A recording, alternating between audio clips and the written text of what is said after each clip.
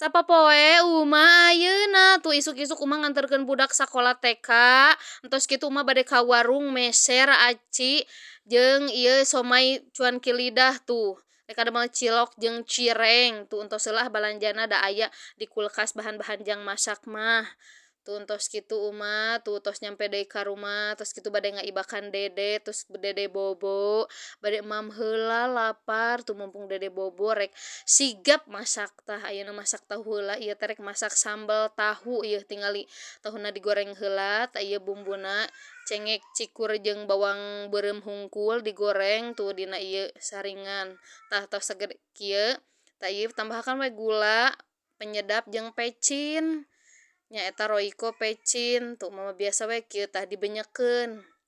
jadi tahuna teh garing di luar lembut di dalam tuh kieu kieu we ge nikmat we terus ieu oseng ulated kembang bawang tuh nikmat teh makan jeung ieu hungkul ge nu aya di kulkas we jeung nanaon ge ngeunah pokona penting mah disyukuri we nya wareug nikmat tuh ngeunah tah ieu teh karesep umah ulated kembang bawang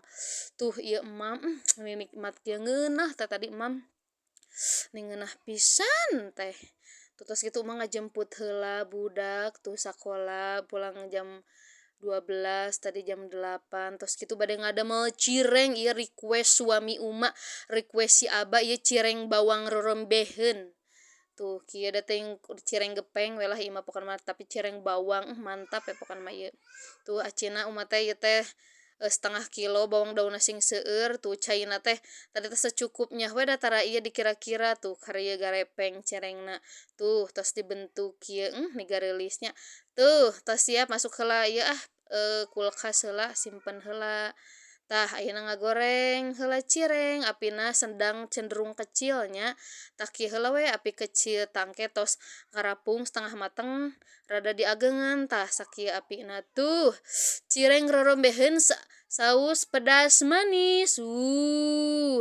sanu kabita mantap pisan nuhun